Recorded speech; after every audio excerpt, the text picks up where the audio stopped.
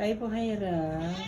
Baby, bakit hindi mo ginalaw yung pagkain mo? Parang hindi nabawasan. Kakarating ko lang galing istirahan eh. Hindi mo binawasan to? Maghapon kang hindi kumain, bebe? Kain ka manok, oh. Ito, manok ko, niluto ko sa istirahan. Kain ka. Tingnan ko kung kakain. Halika, tumatakot. Ay, inantay lang niya akong dumating. Naku, baby, kailangan mo kumain kahit wala ako.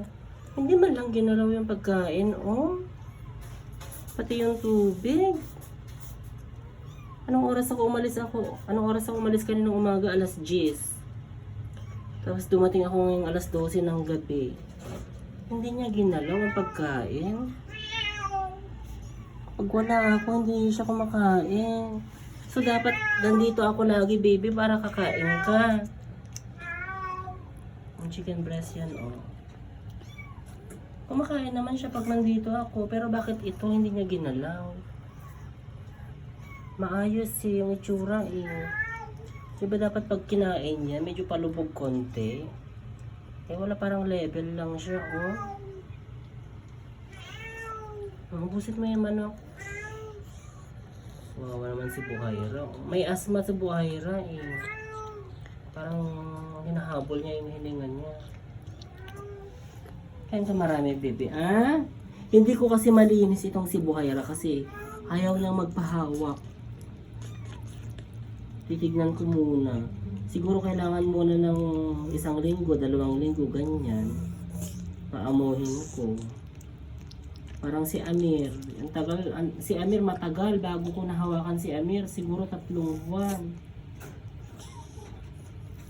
Kaparehas ni Amir si Buhaira. Kaya gabi. Ubusin mo yung manok, baby. Sarap-sarap. Oh. Sana maubos mo. Hindi siya kumakain kapag wala ako dito. Hindi naman pwedeng hindi kakain, baby, kasi kailangan ko rin nasa estirahan ako. Ang daming pusa doon.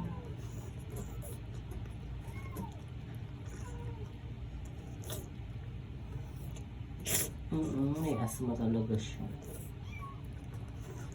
Magpahawak ka kasi sa akin para lilinisan kita.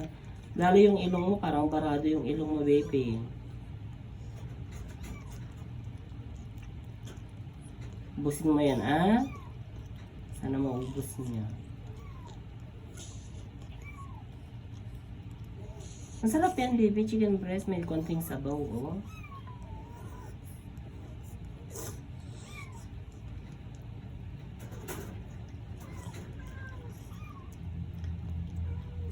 Oh, naman si Buhaira.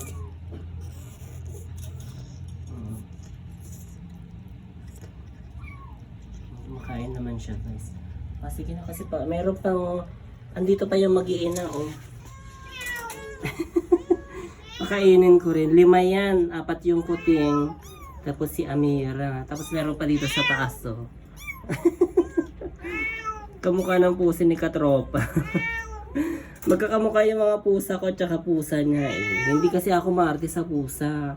Hindi ako tumitingin sa lahi. Hala! Nakaakyat na siya. Oh, nagpapakita ng gilas. Yung isang naghamam.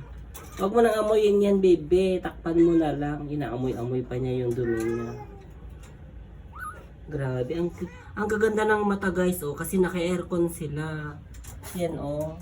Yung mga pusa sa labas, grabe. Pero buti na lang okay na kasi nasa ilalim na sila ng puno. Papakainin ko na itong mga to, oh, kasi nagwawala na. Bebe.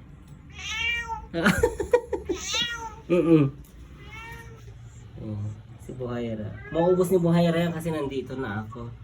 Sige na, guys, kasi parang nagugutom na itong dalawang nasa cage.